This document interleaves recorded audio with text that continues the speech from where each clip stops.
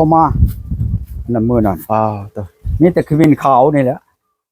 กินข้าวก็ได้บ่พ่อใหญ่ได้คือกันแหละแห้งคักแล้วขมิ้นขาวไฟมันบ่พี่น้องเอ้ยบ่นี่บ่แลสิให้พ่อใหญ่นั่นเด้บัดทำรถได้บ่ขมิ้นขาวนี่พ่อใหญ่เป็นคนอันนั้นช้ำเว้าเค็ดเว้าย่ำช้ำขับรถมีแต่โชคแต่มาเนาะพ่อใหญ่เนาะให้พาเจ้าของหาเงินหาทองได้เลยหาเงินหาคำให้ได้เนาะพ่อใหญ่เนาะเห็นบ่พ่อใหญ่แต่งมาเลยเงินหาคำพี่น้องก็คักนี่เด้อพ่อใหญ่นี่แหละนี่มันยังเหลือยังบัดนี่เนาะดอกไม้บ่เนาะพ่อใหญ่เนาะบัดนี่เนาะดอกไม้เอาน้ำมันประเทศไทยนี่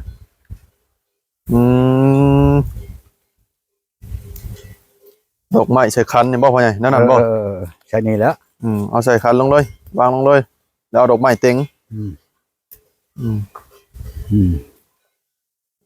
เอาเงินลงก่อนหรือว่าจะเอาดอกไม้ลงมันปิ้วไปเด้อ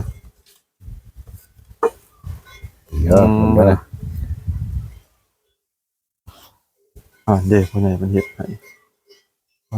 ต้องอันนี้เป็นประเพณีดั้งเดิมแต่เก่าบ่พ่อใหญ่นี่แหละหับเก่าหับขวัญอยู่ดีมีแห้ง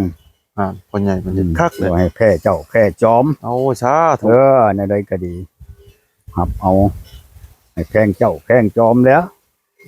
ผู้เจ้าขี่ไปขี่มาบ่ให้หายให้เครียดแล้วเฮ้ยอะไรก็ดีถูกซาถูกเป็นเจ้าเป็นจอมพาหาเงินหาคำหาไปยังเก่าบ่ให้ยากให้ช้าแล้วอะไรก็ดีไปตลอดฮอดพังเนาะพ่อใหญ่เนาะอะไรก็ดีเหตุบ่อยผ่านม่านบ่อยใกล้แล้วเฮ้ยคนหักคนหอมอันใดก็ดีไปใช้กระบอยข้ามาใช้กระบอยของแล้วอะไรก็ดีเด้อเอาควันวันนอนหลดนี่หวานหอมนี่ไผ่ผมนี่ช้ำได้เปล่าแลเอ้ยช้ำได้จำนวนหวานหอมบ่พ่อใหญ่นะนี่แหละนี่หวานหอมได้อยู่นี่ถูกไผ่นี่เอาดอกไม้เต็งเอาเนาะพ่อใหญ่เนาะมันจะปิวเนาะพ่อใหญ่เนาะเอาให้กว่านี้เอาให้กว่านี้เอาให้กว่านี้ดีก็เก่าจับกระโดดว่าเยอะก็ควันวันนอนเลยก็เด้อนี่แหละผู้เจ้าผู้จอมเจ้าแล้วนี่ทุกขี่หลังขี่ไหลนี่ก็ดีมัดชนะบ่พ่อใหญ่หรือมัดชนิดพ่อใหญ่มัดชนิดบ่สิได้แก้ออกอีกบ่มัดชนิดจังบ่ได้แก้เนาะมันบ่ได้แก้จักมื้อพ่อใหญ่ยังแก้พ่อใหญ่บัดนี้โยมัน7 มื้อได้โอ้7 มื้อเนาะถ้าบ่จะแก้ก็ป้าเมียนนี่ก็สิเป็นหยังเจ้าของแนวมันเลยเด้เอาให้พ่อใหญ่เว้าเลยบัดนี้ผู้ความจอมหอมควันไว้เลยในได้ก็ดีผู้เจ้าผู้จอมแล้วนี่นั่นในได้ก็ดีบ่ให้แพ้เจ้าแพ้จอมได้ไปมาหาสู่บ้านเมืองอยู่ใช้ก็ดีผู้รักไฮแลนด์มาให้ผู้ใบไฮแลนด์มาปันได้มาตกอยู่ในเมืองลาวนี่แล้วให้ผู้จักความลาวผู้เจ้าอยู่ประเทศนอกประเทศเมืองก็ดีประเทศจีนบ่ประเทศฝรั่งบ่ประเทศญี่ปุ่นบ่ประเทศใดก็ตามมาตกเมืองลาวแล้วเป็นคนลาวเป็นรถลาวบ่ให้แพ้ให้เพื่อนผู้เจ้าในใดก็ดีคันว่าเขาชิมาตำก็ให้เขาลีกเขาชิไปหาเขาชิตำเขาก็ลีกเขาบ่ให้แต่ตำบ่ให้ตอกนั่นไหนบ่ให้มีเหตุมีลางได้ไปใส่มาใส่ก็ดีเหตุบ่ให้ผ่านม่านบ่ให้ใกล้ได้ให้เลี้ยงเจ้าเลี้ยงจอมให้เบิ่งเจ้าเบิ่งจอมนี่แล้วอันใดก็ดีเด้อมาอยู่เมืองลาวนี่ก็ดีเบิ่งได้นี่ก็เลี้ยงให้เหลือเพื่อให้อิ่มได้นี่ทุกแขนซ้ายให้ขวัญมาผูกแขนขวาให้ขวัญเข่านี่แล้วให้มาเต้ามาโฮมผู้รักไฮแลนด์มาให้เราเด้อผู้ใบไฮแลนด์มาปั่นเราเด้อใดก็ดีมาทั้งเหนือทั้งชายทั้งขวาทั้งเงินบาทให้ไหลมาเงินโลละให้ไหลเข้าหาเราเด้ออันใดก็ดีเด้อให้มันเงินขนมวันคงขนมแกนบ่ให้พ่อเหตุพ่อล่างขอเขียนเน้นให้หนีเว้นลีไกบัดจวนพันอย่างเคาะนี้แล้วเงินคำแก้วลังเข้ามาได้บัดเงินคำแก้วชัดจางแดงด้วยบาทได้มาได้บัดเด้อนี่พดขวัญโหดเก่าโหดขวัญเจ้าแล้วนี่ก็ดีเด้อไปบ่ให้ข้ามาบ่ให้ของได้บ่ให้ผ้าผู้เจ้าผู้จอมหิวข้าวหิวน้ำมันว่าตายอยู่หั่นข้าอยู่นี่บ่ให้เฮ็ดได้นั่นได้นี่ให้อยู่ดีไม่แห้งเบิดอะไรก็ดีมันยืนบาดนี้แล้วบาดนี้รถตัวนี้แหละได้ก็ดีจบแล้วบัดนี้โว้คักกะลีรถอันนี้เนาะ คักแล้วเจ้าชื่อรถนี่มาคักคือว่าเขาว่าบีบแกน้ำ3 บาทบ่พ่อใหญ่บ่เอาบีบด้วยพ่อใหญ่นี่แกตัวนี้เด้อพ่อใหญ่เด้อบีบหับเอาเนาะพ่อใหญ่เนาะแล้วคักอลีอันนี้นี่ เนาะโอ้อันนี้นะอันนี้เพิ่นว่าบีบตัวนี้ให้ลีกอันนี้มันยังก็ตามลีกออกเบิดที่ว่ามีแนวตันถอกตันทางให้ลีกเป็นเชื้อช้างข้างลายเป็นยังก็ตามแนวสิเดียดจังให้ลีกโลดบีบแกตัวนี้นั่นเพิ่นให้ลีกอันนี้เพิ่นบอกเลยลีกกว่าฉันชามเทื่อแล้วแม่นหนีโลดจากกันหนทางครับที่ไปหนาบ่ให้มัดตันถอกตันทางเพราะบ่ให้เห็นเข็นบ่ให้ต้องในใดก็ดีเด้อค่อยไผบ่ให้อันมาผ่าเด้อเพิ่นค่อยพญานให้หันนี้เว้นลีกไก่บ่จวนปันอย่างนี่มูลมาผู้รักอยู่ทางใต้ให้มาหาเด้อมาเอาเงินมาหาให้เราเด้อผู้ไปอยู่ทางเหนือให้มาหาเราเด้ออะไรก็ดีให้มูลมาเพราะบ่ให้เห็นเข็นบ่ให้ต้องค่อยไผบ่มีมาผ่าได้มันนี่เงินบาทให้ไหลมาเงินโลละให้ไหลเขาได้รถคันนี้แหละค้ำคูณมูลขึ้นสุขภาพเข้มแข็งไปทางใดก็บ่ให้ข้ามาทางใดก็บ่ให้ของให้อยู่ดีมีแห้งเบิดชูอันพันอย่างจ้าทุโนพันเตสาธุเนาะพ่อใหญ่เนาะต้องคักแล้วนี่อันนี้ได้จากพ่อใหญ่ผู้ชายใช่พ่อใหญ่นี่พ่อใหญ่จะเอาไว้ใช่เอาเมียนพุ่นแล้วถึงเอาเมียนถึงเนาะอันนี้ถึงพุ่นแล้วเมียนนี่จะบ้านมันขึ้นเอาเกินบ้านนี่ไผหลังคือหุ่งบ่ตะกี้คือบ่เห็นหุ่งบ้านนี่คักแล้วรถนี่เนาะคักแล้วพ่อใหญ่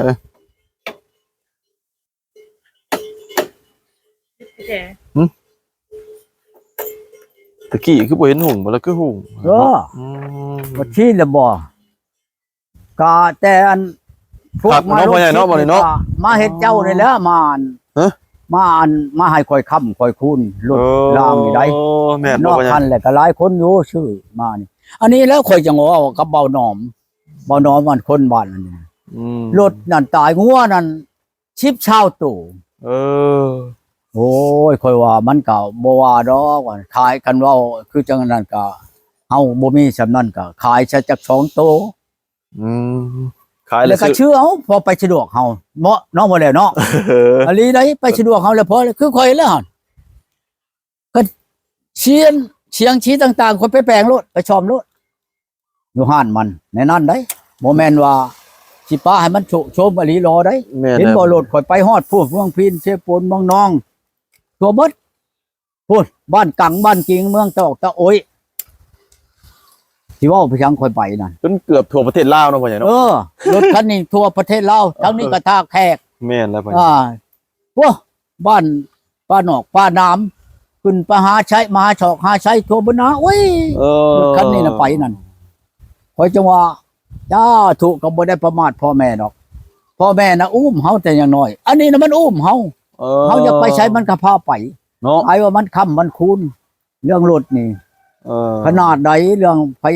มีรถมีรางเลยก็ไปได้มาสบายบ่แม่นหยังดอกอันนี้แม่นเด้อพ่อใหญ่แล้วเฮาไปหันมานี่ก็สบายนี่แหละบ่แม่นนะทำความสะดวกให้เฮา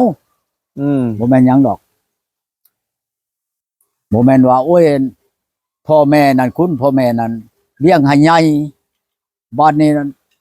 หมอรถนี่เลี้ยงเมื่อเฒ่าจังซี่ได้หมอนี่นะอุ้มเฮานั่นอุ้มไปอยากไปเช่าก็ไปได้อยากไปช่วยก็ไปได้อยากไปกลางคืนก็ไปได้มันพาไปโลดไปหาผู้เช้าก็ได้นะพ่อใหญ่เนาะหาผู้เช้าก็ได้ไปชื่อวัวชื่อควายไปหาเงินหาทองก็ได้เบิดอันนี้ได้เรื่องตัวนี้น่ะบ่แม่นว่านั้นน่ะค้ำคูณคักเรื่องอันนี้น่ะบ่แม่นง่ายได้น้ำเชื่อเขาห้องเอ้ยเขียวเอ้ยมาหากูเด้อก็ไปกลางคืนกับมันแล้วพาไปพาเฮาไปนั่นจังซี่ได้บ่แม่นว่ามันสิอันนั้นได้โอ้ไปว่าฉันไปได้บึดนั่นได้บ่แม่นว่านั่นได้เรื่องรถนี่มันหลายจะทันหลายสถานที่ได้ของตัวนี้ได้บ่แม่นว่ามันนั่นสินั่นมันกว้างได้คุณรถนี่กว้างได้บ่ได้หอมได้บ่พ่อใหญ่โศกอันนี้แบบโศกเกียนก็คล้ายๆกันบ่คือแบบพ่อใหญ่เว้าเอามือนะคล้ายๆกันบ่คล้ายๆกันนั่นแหละเกียนนั่นเพิ่นเว้าว่าผู้หาดุมผู้หาทั่วผู้หาอันแอกมันหลายอันใดเกียนมันใดคนฉูดขวัญน่ะมีอยู่อันแนวอันฉูดขวัญอันนั้นฉูดขวัญนั้น รถทุกอันนั้นคือขวัญงานเกียรตินั่น คือกันกับนาเฮาเฮ็ดนานี่บ่แม่นมันบ่มีได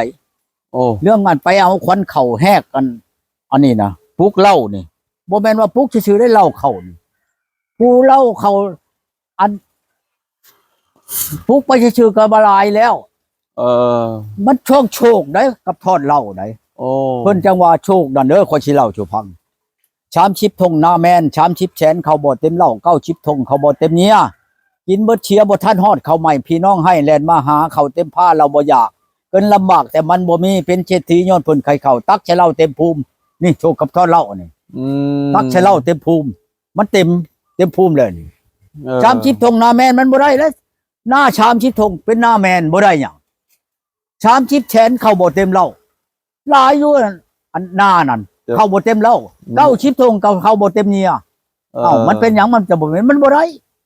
กินเบิดเชียบ่ทันฮอดเข้าใหม่หั่นดิมันเบิดก่อนนี่เด้มันบ่ทันฮอดเข้าใหม่พี่น้องไล่ให้แล่นมาหาเฮามีเด้พี่น้องก็เบิดแม่นบ่แหละมีข้าวมีน้ำนะ แม่นครับผม เข้าเต็มผ้าเราบ่อยากมีแต่เจ็บแต่โชว์แล้วมันบ่อยากฮอดเข้าแม่นบ่เนี่ยเป็นลำบากแต่มันบ่มีเพิ่นว่าเป็นเศรษฐีย้อนเพิ่นขายข้าวเฮามีหลายเฮาขายเป็นเศรษฐีแม่นบ่ตักใช้เหล้าเต็มภูมิแล้วเอาตัวนั้นเอาตักใช้เหล้าเต็มภูมินั่น ชี้ใด โอ้ยค่อยนำเป็นหลายอันอยู่ดอก คือกันกับวันนี่เนาะวันนี่คำหนึ่งแม่นบ่ช่างแก้วขึ้นชูห้องคำ2คำพิพันธ์ข้างประชา3คำลากมือถ่าคอยกิน4คำไปตีนช่องแดด5คำพิไปรอบปองเอา6คำลงจะเผาไปฆ่า7คำเขาอยู่ป่าคอยชน8คำชนละวนบ่แล้ว9คำถึกเชียนพระลำ10คำหาความงามบ่ได้11คำขี้ให้เกิดเป็นดี12คำบ่มีดีจักหยาด13คำเฉวยราชเพิ่มผู้14คำชุดตูปองขา15คำต้องป่าผีหลวงนี่ไล่ออกใหม่ไปฮะอันนั้นไดไปฮอดเพลงฮอด15คำค่อยไล่นี่โอ้ยอันผัวเมียนี่คือกันค่อยไล่เอาเองค่อยแหละเห็นว่ามันปะกันนั่นหัวชนหัวตีนทำตีนหัวชุบขามันหลายอันไดอันตัวนี้นั่นมันบ่แม่นว่าธรรมดาได้อันนี้อันของอันนี้นั่นมันหลายอันคือกันกับเฮาไปเอาหักไม้หักตอกนี่บ่แม่นไปเลยสิพันเอาโลดเฮาก็มีปุ๊กมีคนคือกันคำหนึ่งอันนั้นผิดยามันอยู่หัน2คำมันอยู่หันวันจันทร์บ่วันถิดวันเช้าโอ้ยโอยได้เบิดจังว่าบัดเอาบัดลังคนก็ไปเห็นพวกไม้โอ้อันนี้ยานี่อันนั้นแหละมันยังบ่ดีนั่นคือว่ายาแก้กระเพาะเจ้าบัดเอาบ่ถูกผิดมันรู้ดอกอันนี้แหละยาแก้กระเพาะว่าซั่นอันนี้หั่นข่อยเอามาหั่นยาแก้ตังโจมาเตยหั่นมักเตยอันเขาตำฉาดอันนี้นี่ค่อยห้อยไว้ในหัวมักเตยนี่แก้ตังชงแก้กระเพาะแก้หลายแนวด้านมักเตยนี่ได้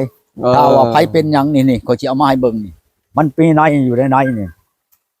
บ่แม่นว่านั่นได้ข่อยมาหักแต่ว่าข่อยยังบ่ทันได้ข่อยยังบ่ได้ผ่านี่ข่อยยังบ่ทัน มักเตยบ่พ่อใหญ่ มักเตยได้นี่มักเตยอันเขาตำฉาดปูนอนน่ะนี่มักเตยแล้วนี่ มาเฮ็ดอะไรพ่อใหญ่บัดนี้ มาแล้วก็อันเอาผ้ามาแกะออกนี่เลยนี่ในมันนี่ในนึงแม่นบ่นี่ ในมันบ่นะฮะ อันน้ำนี่แม่นในเบิดน้ำอันนี้น้ำโป่งออกนี่ในแม่นในเบิดอ่ะมาแล้วเฮาก็ตัดหางตัดยันไปตากแดดแม่น7 หมอก 7 แดดไปต้มกินอันตังชงนั่นคนที่เป็นตังชงเป็นวินเป็นเวียงเป็นนั่นหน้ามืดตาลายขี่รถไปหันมานี่นั่นตาก7 มื้อ7 ดอกอัน7 หมอก 7 แดดนี่มาต้มกินจักมันไปใช้อันนี้ไหน หายไปแล้วบ่พ่อใหญ่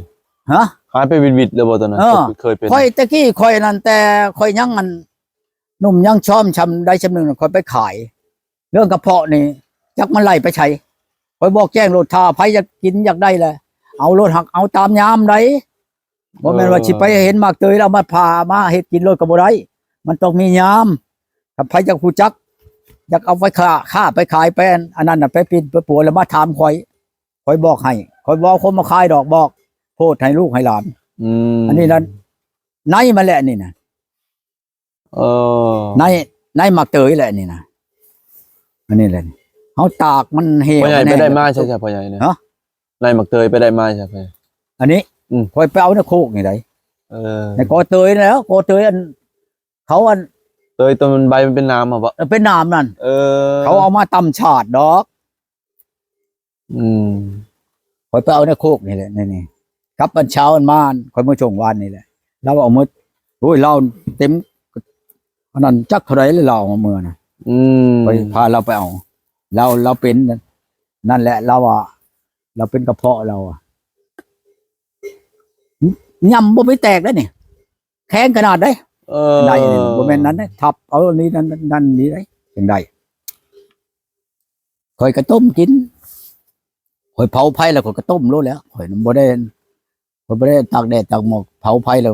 ไปแล้วต้มมันบ่หอมได้บัดนี้น้ำเหลืองเติมอยู่คือกันกับน้ำพ่อใหญ่สิเอาเมียนต้มกินบ่พ่อใหญ่นี่ต้มเป็นทักยาบ่คอยปุ๊กคอยยังคักแน่เบิ่เลยได้อันนี้ได้บ่แม่นว่าคอยไปเอาชื่อๆได้เอาอยู่ในก่อเตยนั่นคอยปุ๊กคอยค้นเอาเบิ่เลยได้บ่แม่นว่าเอามานี่นะคอยยังบ่ทันเฮ็ดนี่คอยพาออกน้อยหนึงคอยตากอยู่ในเทิงนี่กระเพาะต้มหม้อนึงพุ่นละถ้าว่าเป็นกระเพาะเป็นวินเป็นเมียบ่เป็นตังชอกตังชงโอ้ยเอาไปต้มกิโลจักมันไปใส่บ่แม่นว่าดีแล้วมันสิขึ้นเป็นอีกแล้วเลยโลดจักเท่าได้ปีก็เท่าตายโลดอันนี้มักเตยนี่น่ะได้บ่แม่นว่าโอ้ยกินแล้วบ่ทอนยามเป็นอีกบ่บ่มีโลดหมอนี่ตัดหากตัดเงาเรียบร้อยโลดหมอนี่นะ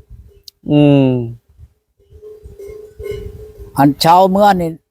ยังสิไปเอาอันนั้นน้ำในเฮือนเราหันมันมีอันหากมะยุงบอกใหญ่ได้อันไม้น่ะก็ชีวังอันเงาไม้อันนั้นน่ะชีวังแมทมันพังดินอยู่พ่อใหญ่รู้โอ้แล้วก้นมาเมียนเลยลูกเราก้นมาเมียนเลยแก่คอยชื่อน้ำลาว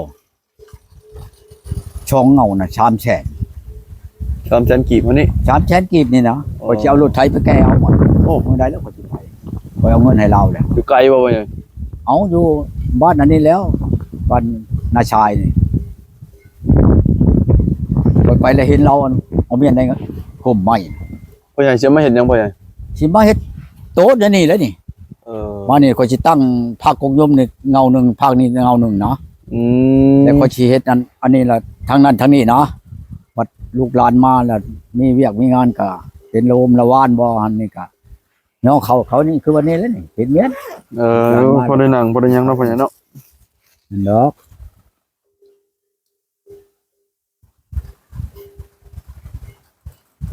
โอ้ยรำคาญเบาแล้วอยู่ผู้เดียวนี่แต่ว่าได้เมียแล้วก็ได้ก็บ่พอกระบวนจักอันคนจักอันนั้นน่ะนะผู้ดีมาผู้ดีรำคาญเฮานะบ่แลบ่แล้วตัวนี้คิดยากย้อนเนาะพ่อใหญ่เนาะเอาไปมาแล้วมาต้มเฮาพร้อมบ่แม่นสิจะมาอยากเป็นเฮือนเป็นชานอยากได้อย่างนี้เช้าเมื่อละจมบางคนนั่นยังเห็นอยู่เขาว่าในหูนี่ก็จมโอ้ยมาอยู่น้ำลาวสนุกสนานแต่ความอยู่ความกินก็ชำสิกินจำเนี่ยอันชูจมหิไปโลดบ่แม่นว่าเอาแบบว่าพวกงัวเมียควายเอาแต่งเอาแปลงเอาอ้ายเอาน้องไปแต่งแปลงอลีหรอนั่นสิว่าอันเพียงโอ้ยคือกันก็เอามาวันชื่นนี่ก็น้องชายนับเงินให้เขาไรเท่าไปล้านนับให้เท่าแก่กินแล้วก็จำว่ามาเอาเงินแล้วก็อย่าเลยไปเลยโลดโอ้ยมันบ่เห็นว่ามันเอาไปแล้วก็บ่เห็นว่าเฮาสิบ่มีเงินใช้มันยังมีอยู่คือเก่าหลายกว่าเก่าอีกคือเดี๋ยวนี้บ่เห็นว่าเอารถร้อยเช่าพอแล้วกันกับไปวาดชื่นนี่ไปบ่ได้ว่าไกลดอกบ้านนาชายนี่นะไปฮอดเชโนเลยโทรแล้วตัวเองโทรโลบ่ใช้นี่อยู่ในบ้านนี่แหละคอยสิไปหาเด้อมาโลดชื่อกระปุ้นมาเด้อก็ชื่อกระปุ้น2 โลไปแล้วก็เอากระปุ้นให้แล้วก็แม่คอยบ่อยู่จ้ะคอยว่าสิเมื่อน้ำเจ้าอยู่แม่บ่อยู่แม่ไปครัวหอยออกไปเอามากเลยบ่ได้มาช้ำมันน่ะก็ยาเลยก็ดียากเนาะพ่อใหญ่เนาะเอาจังโมงแล้วพ่อใหญ่เนาะ3 โมงไวเลยเนาะนั่นแหละเช้านี่เจ้าว่าอยากมามันคอยบัดสิไปชงเท่าอันนี้เราเวียกหลายเนาะพ่อใหญ่เนาะมันหลายเวียกหลายงานอันนี้ก็มาแต่หน้าเลยพ่อใหญ่ไปตัดไม้เด้ไปเพียงนานน่ะไปตัดไม้ก็ระเบาเขาสิมาเฮ็ดเทิบ ไปแล้วมันมีแนวจัดแล้วไปหาจักรไปหาหยังมาตัด เออ หรือว่าตัด นั่ แล้ว นแห แล้ ละ ว คอย ก็ กันจะให้เขามาบักกกตาลกกนี้ออกให้นี่ก็ อืม บ่เงินก็เอาให้แหละ บ่เห็นบ่พ่อใหญ่บัดนี้ ฮะ เงินก็เอาให้แล้วบ่เห็นมาตัด บ่เห็นมาตัดว่าถามมัน โอ้เป็นขนาดเนาะ ถามว่าจัก ต้น ตาย ตาล ว่าฉัน นั่นแหละ สองกกนะกกนี้กับกกนั้นค่อยให้3แสน อืม กก1.5 แสนให้ได้บ่หันเชือกอันเอาขึ้นภูข้างในเลยได้ เออ ผู้สิดึงลงผู้นั่น อืม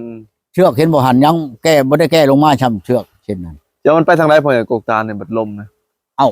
ของว่าเขาสิดึงลงพุ่นเด้ดึงลงสวนพุ่น ทับกกอันนี้เนาะกกมักอะไรเนาะ เออ กกมักจีดาแล้วเนาะทับเลยแล้วเนาะ ยามันนะตับ อืม ยามันดอกมักสิดามันบ่มีคุณค่าหยังดอกเพราะละย่านมันสูงขึ้นละย่านล้มย่านหยังตัวนั้นน่ะเขาตัดยอดรถตัวนั้นปีกายนี่ตัวนั้น เออ ตัวนี้นั่นคอยว่าให้ตัดยอดรถจักว่าใดๆกัน มันตัดยอดโลดก็แล้วเลยเนาะพ่อใหญ่เนาะ ตัดยอดแล้วมันก็ตายแล้วตายยอดลงโลกตัดวางชำได้ชนวนกันนะ อืมพวกของยอดตาลนี่ก็คือกันกับยอดผ้าบ่พ่อใหญ่กินได้คือกันบ่ หวานได้ เออ หวานหักอยากเฮากินหลายๆผัดอยากคันคอจังหน่อยคันยำๆวันหนึ่งอะนะ โอ้กกตาลแนวนี้เนาะกกตาลเนาะ กก บ่ ตาล คือต้นผ้าเนาะพ่อใหญ่เนาะ กกผ้าบัดหวาน อืม หลายได้อคนปลูกในน้ำห้วยไม่เบด แม่นแล้วพ่อใหญ่ กกตาลนี่คันไรแล้วก็มีอยู่วัง30-40พุ่นละ หลายนะพ่อใหญ่เนาะ ปีละขายนี่คนขายอันล้านหนึงปีนี้คนขายล้าน5แสน งาน ขายใบมันขายก้านมันนี่ไรขายบุขาดเลยเห็นมัน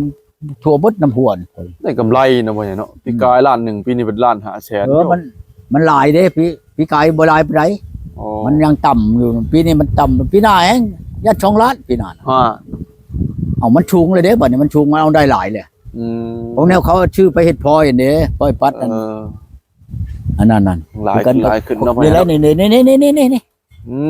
ม นี่เด้นี่ ไปเห็ดพลอยนี่บ่พ่อใหญ่ นี่เฮ็ดพลอยนี่เลยนี่คอยก็